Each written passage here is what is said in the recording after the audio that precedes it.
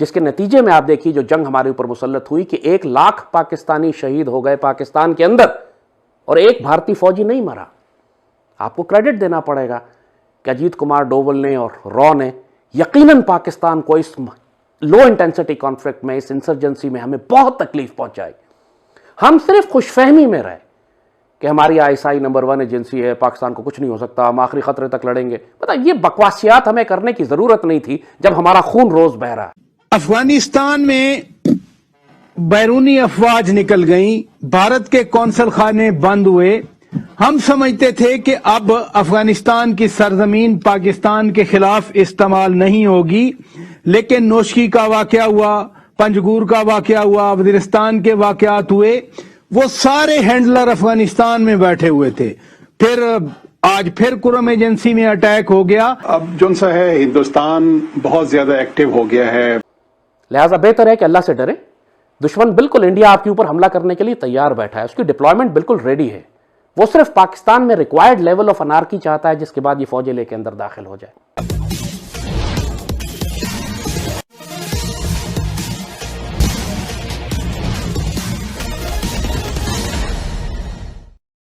पाकिस्तान के एक जाने माने सुरक्षा मामलों के थिंक टैंक जैद हमीद, जिन्हें लाल टोपी के नाम से भी जाना जाता है, इनका कहना है कि भारत का एक NSA अजीत डोभाल पाकिस्तान के पूरे खुफिया एजेंसी ISI पर भारी पड़ रहा है। यह बात सही है कि बलूचिस्तान के स्वतंत्रता सेनानियों BLA के हमले इन दिनों पाकिस्तान में TTP यानी तहरीके तालिबान पाकिस्तान के साथ मिलकर तेज हो गए हैं, लेकिन इन सब का मलबा, जैसा कि पाकिस्तान की पुरानी आदत रही है, वह भारत पर डाल रहा है।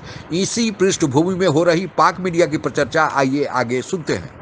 एक खौफ और हिरास फैल गया है पाकिस्तान में कि जैसे बलूचिस्तान हमारे हाथ से निकल कर जा रहा है और रियासत पाकिस्तान जो है अब वो इस दहशतगर्दी का मुकाबला नहीं कर सकती कि अफगानिस्तान और ईरान के जरिए रॉ जो है किस तरीके से इस हद तक कॉन्फिडेंस उनको हो चुका। सर्विंग अफसर बलूचिस्तान में भेज रहे थे कमांड करने के लिए बलूचिस्तान लिबरेशन आर्मी को, और सिर्फ ऑफिसर्स ही नहीं भेज रहे थे, वो अपने कमांडोज और अपने टेररिस्ट और अपने सारी फाइनेंसिंग और फंडिंग कम अज कम 40-50 अरब रुपया पाकिस्तानी रुपए में खर्च किया गया TTP और BLA को फंड करने में।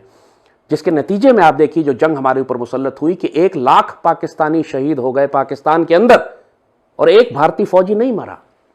आपको क्रेडिट देना पड़ेगा कि अजीत कुमार डोवल ने और रॉ ने यकीनन पाकिस्तान को इस लो इंटेंसिटी कॉन्फ्लिक्ट में, इस इंसर्जेंसी में हमें बहुत तकलीफ पहुंचाई। हम सिर्फ खुशफहमी में रहे कि हमारी ISI नंबर 1 एजेंसी है, पाकिस्तान को कुछ नहीं हो सकता, हम आखिरी खतरे तक लड़ेंगे। पता ये बकवासियात हमें करने की जरूरत नहीं थी जब हमारा खून रोज बह रहा है, जब 1 लाख पाकिस्तानी शहीद हो चुके हैं। ISI के हर हेडक्वार्टर पर सुसाइड बॉम्बिंग हुई है, GHQ के गेट पे लेफ्टिनेंट जनरल शहीद हुए हैं। हमें बहुत पहले होश में आ जाना चाहिए था कि हम ये जंग हार रहे हैं। लिहाजा बेहतर है कि अल्लाह से डरे। दुश्मन बिल्कुल इंडिया आपके ऊपर हमला करने के लिए तैयार बैठा है, उसकी डिप्लॉयमेंट बिल्कुल रेडी है। वो सिर्फ पाकिस्तान में रिक्वायर्ड लेवल ऑफ अनार्की चाहता है, जिसके बाद ये फौजें लेके अंदर दाखिल हो जाए। अफगानिस्तान में बैरूनी अफवाज निकल गई, भारत के कौंसल खाने बंद हुए। हम समझते थे कि अब अफगानिस्तान की सरजमीन पाकिस्तान के खिलाफ इस्तेमाल नहीं होगी, लेकिन नोशकी का वाकया हुआ, पंजगूर का वाकया हुआ, वजीरिस्तान के वाकयात हुए। वो सारे हैंडलर अफगानिस्तान में बैठे हुए थे। फिर आज फिर कुरम एजेंसी में अटैक हो गया। ये क्या हो रहा है सर? पर राजा साहब, मेरे ख्याल में अब जो सा है हिंदुस्तान बहुत ज्यादा एक्टिव हो गया है इन जो एलिमेंट्स को जो सा सपोर्ट करने में, ताकि किसी न किसी तरीके से पाकिस्तान को डिस्टेबलाइज किया जाए और अफगानिस्तान की जो मौजूदा हुकूमत है उसमें और पाकिस्तान के दरमियान कुछ मिसअंडरस्टैंडिंग्स डेवलप हों। तो उसमें वो बिल्कुल एक बड़ा ही उन्होंने एक्टिवेट कर दी है अपने अपने सारे एसेट्स को हिंदुस्तान ने, और मुझे बिल्कुल कोई भी इसमें शुबे वाली बात नहीं, और मैं ये बात बिल्कुल ना करता अगर मैंने जो एक सॉलिड एविडेंस जो हिंदुस्तान की सपोर्ट होती है BLA BRA को, BLF को, अगर वो मैंने उसके साथ सॉलिड एविडेंस को ना देखा होता। अच्छा, इनकी बहुत ज्यादा इन्वेस्टमेंट हुई है और उन्होंने उन एलिमेंट्स को अभी बहुत ही ज्यादा एक्टिवेट कर दिया हुआ है।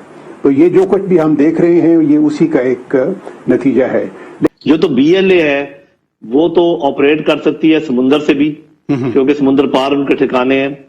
वो ऑपरेट कर सकती है हिंदुस्तानी बॉर्डर से भी, क्योंकि वो ठीक है बाढ़ लगी हुई है, उन्होंने खुद लगाई है, वो गेट खोल के उनको पार करा सकते हैं। और ये भी याद रखें कि फॉल्स फ्लैग ऑपरेशन का मतलब ही ये होता है कि करे कोई और भरे कोई और। जिस तरह पाकिस्तान 1947 में बना, उस वक्त से ही अफगानिस्तान की हुकूमत पाकिस्तान में फसादात बर्पा कर रही थी। अफगानिस्तान वाहिद मुल्क था, क्योंकि वो सोशलिस्ट थे, कम्युनिस्ट थे, जाहिर शाह के एलिमेंट्स थे, उनमें सुरखे थे, पख्तूनिस्तान बनाने वाले थे, खान अब्दुल गफ्फार खान, बाचा खान वाले एलिमेंट्स थे, जो किसी सूरत पाकिस्तान को नहीं बनने देना चाहते थे। तो पख्तूनिस्तान का मसला उस वक्त से ही खड़ा कर दिया गया था।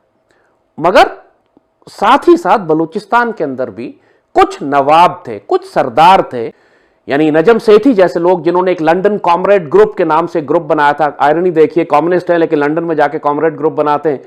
उसमें जस्टिस एस ए रहमान के बेटे थे, उसमें नजम सेठी था, जिसमें शायद आयर और भी बहुत, अहमद राशिद भी शायद था उसमें। इन सारों ने मिलकर पाकिस्तान में बाकायदा मुसल्ला बगावत बर्पा की। नजम सेठी गिरफ्तार हुआ, मिलिट्री इंटेलिजेंस की जेल में रहा महीने, इसको फांसी की सजा लगने वाली थी। लेकिन वो जो रिकंसिलिएशन हुई बलोचों के साथ, कि जी बलोचों के साथ रिकंसिलिएशन होनी चाहिए, उसके नतीजे में इसको रिहा कर दिया गया। और फिर उसके बाद जो आज तक ये हामिद मीर की तरह जहर उगल रहा है पाकिस्तानी रियासत के खिलाफ, फिर इसको गवर्नर बना दिया गया। यानी सोचिए कि रियासत पाकिस्तान गद्दारों, दहशतगर्दों को पकड़कर जब गवर्नर बनाए और मुल्क में रियासत और इख्तियार और इख्तियार इनके हाथ में दे, तो फिर हम ये शिकायत कैसे करें? हामिद मीर ने जिस किस्म की बगावत बर्पा करवाने में किरदार अदा किया है, जो भड़काने में, कि बलूचिस्तान में आग लगाई झूठ फैलाकर के आर्मी बलोचों को पकड़ के हेलीकॉप्टरों से नीचे गिरा रही है, ऐसे शख्स जिसके टुकड़े कर देने चाहिए थे रियासत को, वो आज भी बड़े ताकतवर। पाकिस्तान में जब किसी को भी बदनाम करना होता है तो उसे भारत का एजेंट करार कर दिया जाता है और उसे देश का गद्दार मान लिया जाता है। कुछ ऐसा ही टीएलपी के साथ भी होता दिख रहा है।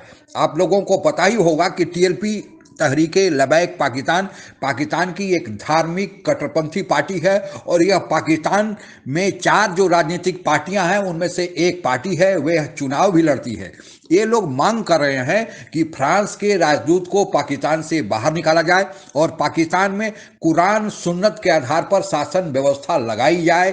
पाकिस्तानी सरकार इनसे वादा किया था कि वे इनके दोनों शर्तों को मान लेंगे, पर ऐसा अब पाकिस्तानी सरकार मानने से इनकार कर रही है। लेकिन पाकिस्तान को पता ही है कि यह मांग पूरी उनकी नहीं हो सकती है, लेकिन उस समय इन्होंने तत्कालिक रूप से इनकी समस्या को टालने के लिए एक झूठा वादा कर लिया था, क्योंकि पाकिस्तानी सरकार अगर फ्रांस के राजदूत को हटाती है तो फ्रांस के साथ जो पाकिस्तान के संबंध है, और फ्रांस के अलावे फ्रांस यूरोपियन यूनियन में भी बहुत ही प्रमुख देश है, तो यूरोपियन यूनियन से और फ्रांस से और साथ ही अमेरिका से भी पाकिस्तान के संबंध बिगड़ जाएंगे। और पाकिस्तान का सबसे ज़्यादा व्यापार यूरोपियन यूनियन और अमेरिका के साथ होता है, तो पाकिस्तान की जो आर्थिक स्थिति बिगड़ रही है, तो अगर वे व्यापार करना बंद कर दें तो फिर पाकिस्तान और भी नीचे गिरती हुए जाएगा। तो इसलिए पाकिस्तान ऐसा नहीं कर सकता।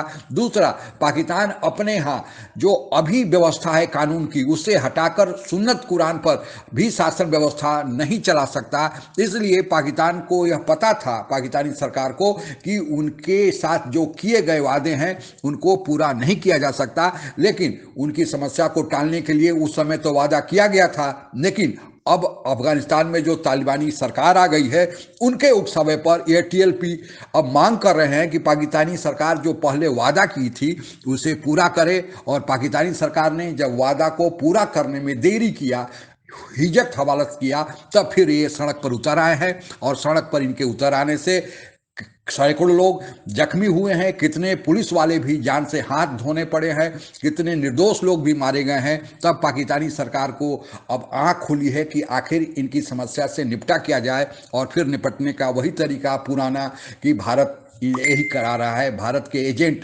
खुफिया एजेंसी रॉ इनको मदद कर रही है ताकि इनको डिस्क्रेडिट किया जाए, बदनाम किया जाए और इनके पीछे जो जन समर्थन है उसे हटाया जाए। लेकिन उल्टा पाकिस्तानी सरकार का दाव पड़ता दिख रहा है और इनका जन समर्थन धीरे धीरे बढ़ता जा रहा है और हालत इतनी गंभीर हो गई है कि पाकिस्तानी सरकार को अब सेना के रेंजर्स को भी बुला लेना पड़ा है।